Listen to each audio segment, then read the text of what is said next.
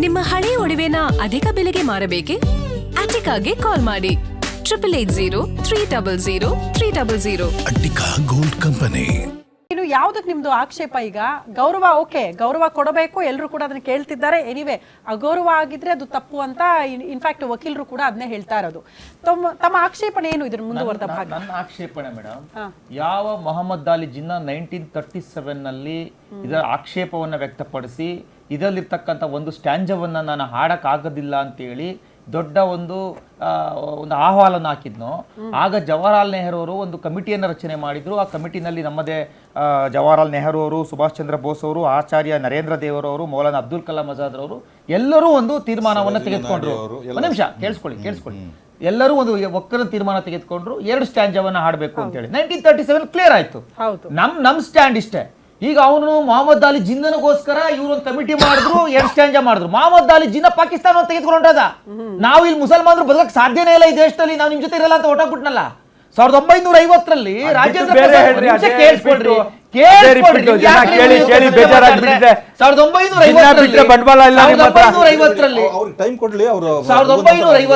ರಾಜೇಂದ್ರ ಪ್ರಸಾದ್ ಅವರ ನೇತೃತ್ವದಲ್ಲಿ, ಅಂಬೇಡ್ಕರ್ ಅವರ ನೇತೃತ್ವದಲ್ಲಿ ಹಾಗೂ ಜವಾಹರ್ಲಾಲ್ ನೆಹರು ಅವರ ನೇತೃತ್ವದಲ್ಲಿ ರಾಷ್ಟ್ರೀಯ ಗೀತ್ ನ್ಯಾಷನಲ್ ಸಾಂಗ್ ಆಗಿ ಒಂದೇ ಮಾತರಮನ್ನ ಅಫಿಷಿಯಲಿ ಅನೌನ್ಸ್ ಮಾಡಿದ್ಮೇಲೆ, ಅಂದ್ರೆ ಕಾನೂನಾತ್ಮಕವಾಗಿ ಬಂದ ಮೇಲೆ ಅದಕ್ಕೆ ಗೌರವ ಕೊಡಬೇಕಾಗಿರ್ತಕ್ಕಂಥದ್ದು ಆಯ್ತು. ಬಿಟ್ಬಿಡಿ, ಈಗ ಮೊನ್ನೆ ನರೇಂದ್ರ ಮೋದಿ ಅವರು ತಂದಿರ್ತಕ್ಕಂಥ ಕಾನೂನ ಬಿಟ್ಬಿಡಿ. ನಿಮ್ಗೆ ನರೇಂದ್ರ ಮೋದಿ ಅವರ ಮೇಲೆ ಏನೇನೋ ಕೋಪ ಇದೆ. ನಿಮ್ಮದೇ ಕಾನೂನು ಇದು, ನಿಮ್ಮದೇ. ನಿಮಿಷ ಕೇಳಿಸ್ಕೊಳ್ಳಿ. ಕಾನೂನಿಲ್ಲ.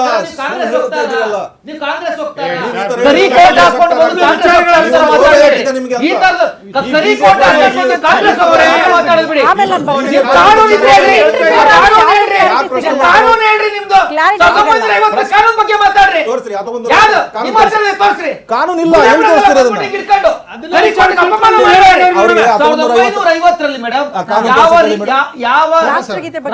ರಾಜೇಂದ್ರ ಪ್ರಸಾದ್ ಅವರ ನೇತೃತ್ವದಲ್ಲಿ ನ್ಯಾಷನಲ್ ಸಾಂಗ್ ಆಗಿ ಒಂದೇ ಮಾತರಂ, ರಾಷ್ಟ್ರ ಗೀತೆಯಾಗಿ ನ್ಯಾಷನಲ್ ಆಂಥಮ್ ಆಗಿ ಜನಗಣಮನ ಅಂತ ಹೇಳಿ ಅನೌನ್ಸ್ ಮಾಡ್ತಾರೋ ಅದಕ್ಕೆ ಗೌರವ ಕೊಡಬೇಕಾಗಿತ್ತು.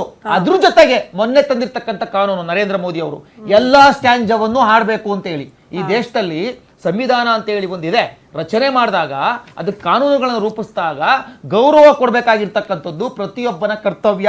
ಆ ಕರ್ತವ್ಯವನ್ನ ಇವರು ಪಾಲಿಸ್ತಾರ ಅಂತಕ್ಕಂಥದ್ದು ಒಂದು. ಇನ್ನೊಂದು ಇವ್ರು ಹೇಳಿದ್ರು ವಕೀಲರು, ಒಂದ್ ನಿಮಿಷ, ಮೊನ್ನೆ ಕಾನೂನು ಹೋದ್ರಿ ನೀವು, ಇನ್ನೊಂದು ನಿಮಿಷ.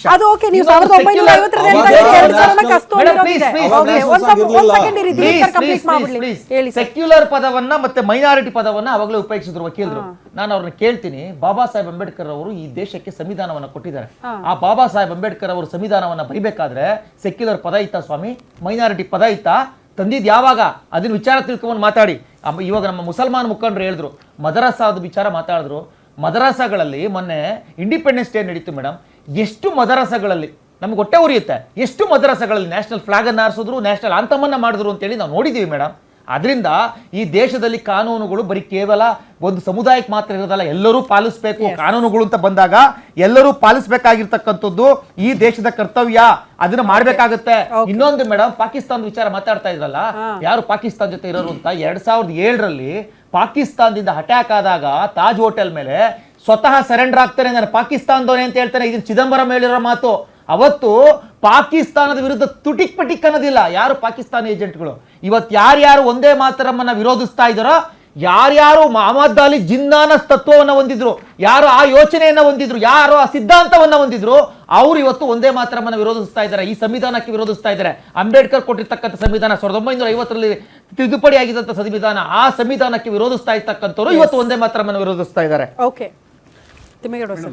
ನೋಡಿ, ಮಾತೆತ್ತಿದ್ರೆ ಕಾಂಗ್ರೆಸ್ ಪಕ್ಷ ಸಂವಿಧಾನ ಸನ್ಮಾನ ರಾಹುಲ್ ಗಾಂಧಿ ಇರ್ಬೋದು, ಸಂವಿಧಾನ ಹಿಡ್ಕೊಂಡು ಓಡಾಡ್ತಾರೆ. ಇಲ್ಲಿ ಸನ್ಮಾನ DK ಶಿವಕುಮಾರ್, ಸಿದ್ದರಾಮಯ್ಯ ಸಂವಿಧಾನ ಅಂತ ಓಡಾಡ್ತಾರಲ್ಲ, ಇವರು ಸಂವಿಧಾನಕ್ಕೆ ಕೂಡ ಗೌರವ ಕೊಡ್ತಕ್ಕಂಥವ್ರಲ್ಲ.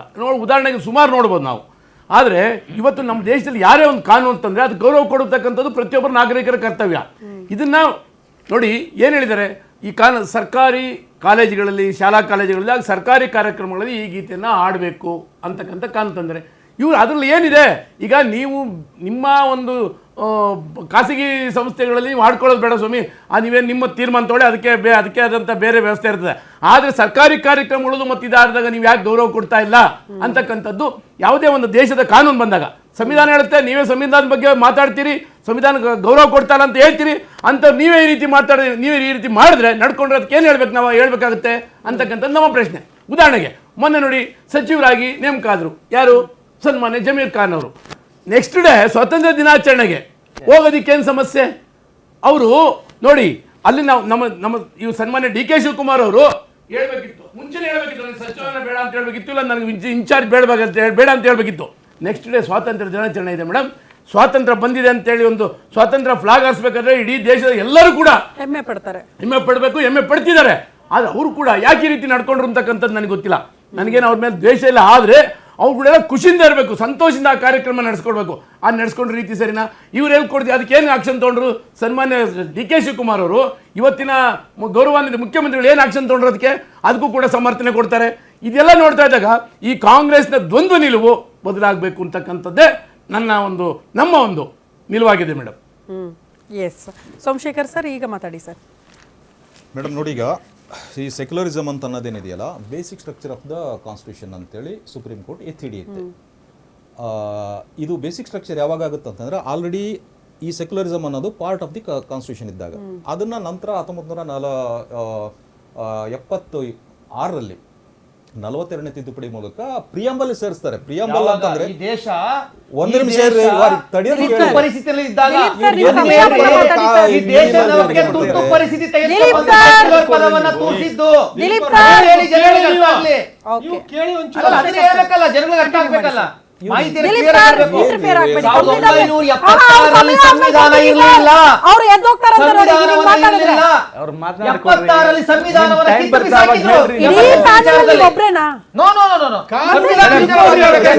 76ರಲ್ಲಿ ಡಿಬೇಟ್ ಮಾಡುವಂತ ಕಾಮನ್ ಸೆನ್ಸ್ ಇಲ್ದವ್ರನ್ನ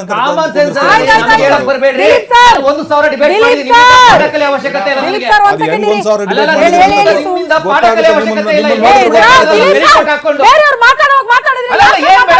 76 ತಗೊಳ್ತಾ ಇದಾರಲ್ಲ, 76 ಮೈನಾರಿಟಿ ತೋರಿಸಿದ್ದು ಅಂತ ಹೇಳ್ಬೇಕಲ್ವಾ? ನೀವು ಫುಲ್ ಮಾತಾಡಿ, ಯಾರು ಮಾತಾಡೋದು ಬೇಡ. ಅಲ್ಲ ಅದನ್ನ ಹೇಳ್ಬೇಕು ನೋಡಿ. ನಾನು ಹೇಳ್ತಕ್ಕಂಥದ್ದು ಮೇಡಮ್, ನಾನು ಗ್ಯಾರಂಟಿ ನ್ಯೂಸ್ ಅವ್ರಿಗೆ ರಿಕ್ವೆಸ್ಟ್ ಮಾಡ್ಕೊಳ್ತಾ ಇದ್ದೀನಿ, ಇಲ್ಲಿ ಬಂದು ನ್ಯೂಟ್ರಲ್ ಪರ್ಸನ್ ಅಂತ ಹೇಳಿ ವಕೀಲರು ವೇಷ ಹಾಕೊಂಡು ಕಾಂಗ್ರೆಸ್ ವಕ್ತಾರರ ರೀತಿ ಮುಖವಾಡ ಇಟ್ಕೊಂಡು ಮಾತಾಡೋದನ್ನ ಬಿಡಬೇಕು.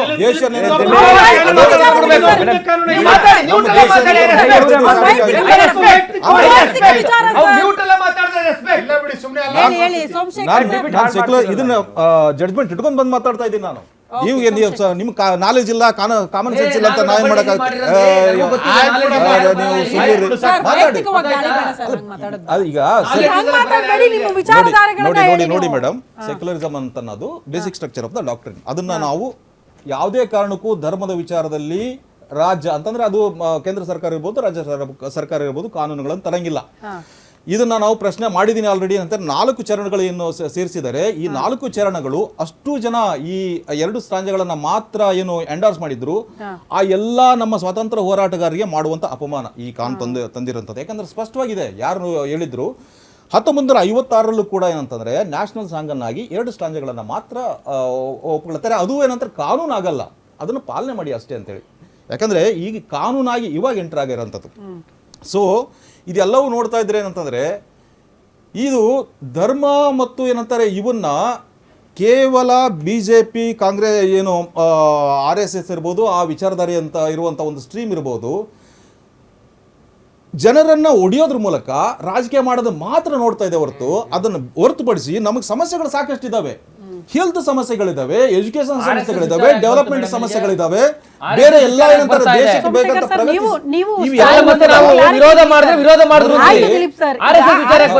ಅದ್ರ ಬಗ್ಗೆ ಪ್ರಶ್ನೆ ಬಂದಿಲ್ಲ, ಪ್ರಸ್ತಾಪ ಮಾಡಬೇಡಿ. ಈಗ ನೋಡಿ ಇರ್ಲಿ ಅಂತ ಕಾನೂನು ಹೇಳುತ್ತೆ, ಅದ್ರ ಬಗ್ಗೆ ಹೇಳಿ. ಕಾನೂನಿನಲ್ಲಿ ಧರ್ಮದ ವಿಚಾರವನ್ನ ಹೇರೋದಕ್ಕೆ ಸಾಧ್ಯ ಇಲ್ಲ. ಹಾಗಾಗಿನೇ ನಾನು ಈ 4 ಸ್ಟ್ರಾಂಜಗಳೇನಿದೆ, ಇದು ಧಾರ್ಮಿಕ ಒಂದು ಹಾಡು. ಇದು ಆ ಧಾರ್ಮಿಕ ಹಾಡನ್ನ ಈ ದೇಶದಲ್ಲಿ ಕೇವಲ ಮುಸಲ್ಮಾನರಷ್ಟೇ ಇಲ್ಲ, ಈ ದೇಶದಲ್ಲಿ ಬೌದ್ಧರಿದ್ದಾರೆ, ಅಂಬೇಡ್ಕರ್ ವಾದಿಗಳಿದ್ದಾರೆ, ಅವ್ರು ಯಾವ ದೇವರುಗಳನ್ನು ಹಿಂದೂ ದೇವರುಗಳನ್ನು ಒಪ್ಪೋದಿಲ್ಲ, ಯತೀಸ್ಟ್ಗಳಿದ್ದಾರೆ. ಅಗ್ನಾಸ್ಟಿಕ್ ಗಳಿದ್ದಾರೆ, ಯಾವ ದೇವ್ರು ಇರ್ಬೋದು ಇಲ್ಲದೆ ಇರ್ಬೋದು ಅಂತ ನಂಬುವಂತವ್ರು ಇದ್ದಾರೆ, ಜೈನರು ಇದ್ದಾರೆ, ಬೌದ್ಧರು ಸಹ ಈ ಭೂಮಿಯನ್ನ ದೇವರು ಅಂತಲೇ ನೋಡ್ತಾರೆ. ಯಾವ ಅಂಬೇಡ್ಕರ್ ನೋಡಲ್ಲ, ವಾದಿಗಳು ಸಹ ಈ ಭೂಮಿಯನ್ನ ಅಂಬೇಡ್ಕರ್ ದೇವರು ಅಂತ ನೋಡ್ತಾರೆ. ಇವ್ರು 20 ನೋಡ್ದಲೇ ಇರಬಹುದು. ಇವ್ರ ವಿಚಾರಧಾರೆಗಳನ್ನ ಎಲ್ಲರಿಗೂ ತುಂಬಬೇಡಿ ನೀವು. ಆಯ್ತು ದಿಲೀಪ್ ಸರ್, ಈಗ ಆದ್ರೆ ಕಷ್ಟ ನೀವು ಒಬ್ಬರೇ ಆಗ್ತಿದೆ ಅಂತ ಸರ್, ಕೂತ್ಕೊಂಡು ನಂಗೆ ಮಾತಾಡ್ತೀರಾ debate handle ಮಾಡಕ್ ಕಷ್ಟ ಆಗ್ತಿದೆ ದಿಲೀಪ್ ಸರ್. ನೀವು ಕರಿಬೇಡಿ ಅವ್ರು ಅಂತ ಕರೆದ್ರೆ ನೋಡಿ ಡಿಬೇಟ್ ಮಾಡೋದೇನಂತಂದ್ರೆ ಪರ್ಸನ್ ಬಂದಾಗ ಅವರು ಕಾನೂನಿನ ವಿಚಾರ ಮಾತಾಡಬೇಕಾದ್ರೆ ಸರ್, ಪ್ರಜಾಪ್ರಭುತ್ವ RSS ವಿಚಾರ, ವ್ಯವಸ್ಥೆ BJP ವಿಚಾರ ಬಿಡಿ ಸರ್. ಅವರ dissertation ಮಾಡೋದಿಲ್ಲ, ವೈಯಕ್ತಿಕ ವಿಚಾರ ಕಾಂಗ್ರೆಸ್ ಮಾತಾಡ್ತಾರೆ. ಮತ್ತು ಬಿಜೆಪಿ ಮಾತಾಡ್ತೀನಿ. ಅವ್ರು ಬೋರ್ಡ್ ಹಾಕೊಂಬರ್ಲಿ, SK ಮಾಡ್ಕೊಂಬರ್ಲಿ, ಅವರು ಕಾಂಗ್ರೆಸ್ ಸರ್ಕಾರ ಅಂತ ಹಾಕೊಂಬರ್ಲಿ. ಈ ಮುಖವಾಡಗಳು ಹಾಕೊಂಬರೋದು ಬೇಡ. ನೀವ್ ಹೇಳೋದಲ್ಲ. ಮುಖ